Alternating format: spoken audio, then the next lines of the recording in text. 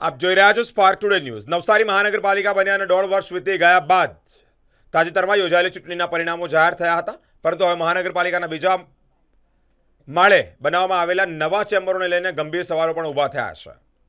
નવસારી મહાનગરપાલિકાના બીજા માળે LIC ઓફિસને નોટિસ આપી ખાલી કરવામાં આવી હતી। ત્યારબાદ અહીંયા વિજેતા કોર્પોરેટર અને અધિકારીઓ માટે આશરે 40 લાખથી વધુના ખર્ચે ચેમ્બરો બનાવવામાં આવ્યા હતા, પરંતુ ચેમ્બરના કામમાં ગુણવત્તાની ગંભીર ખામીઓ સામે આવી છે। સ્પાર્ક ટુડે ન્યૂઝની ટીમ સ્થળ પર પહોંચી છે, તપાસ કરી છે।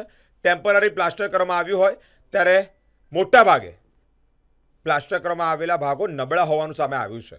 આવી સ્થિતિમાં કોઈ અધિકારી અથવા કોર્પોરેટર ચેમ્બરમાં બેઠા હોય, પ્લાસ્ટર તૂટી પડે તો જવાબદાર કોણ, એક મોટો પ્રશ્ન ઊભો થયો છે।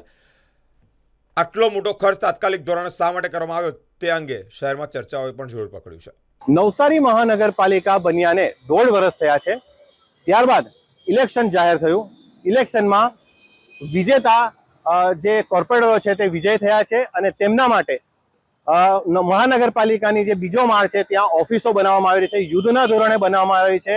માતબર 40 લાખ રૂપિયાના ખર્ચે આ ઓફિસ બનાવવામાં આવી રહી છે। બીજી તરફ નવું જે બાંધકામ છે મહાનગરપાલિકાનું તે પણ ચાલી રહ્યું છે।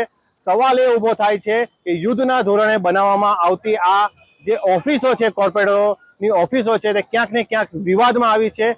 સ્પાર્ક ટુડે ન્યૂઝના અહેવાલમાં કેમેરામાં કેદ થયા છે જે દ્રશ્યો છે તે જર્જરિત હાલતમાં છે, અભરાય છે, તે પ્લાસ્ટર કરવામાં આવી છે, પરંતુ ક્યાંક ને ક્યાંક તળ દેખાતી હોય છે અને પોપડા પડી જાય તેવી સંભાવના સેવાઈ રહી છે। ત્યારે નવસારી શહેરની અંદર જે ટેક્સ ભરતા જે જનતા છે તે ક્યાંક ને ક્યાંક પ્રજાના પૈસાનો વ્યય કરી રહ્યા હોય મહાનગરપાલિકા તેવું સ્પષ્ટ કહી શકાય છે। Minesh Tailor, Spark Today News, Navsari.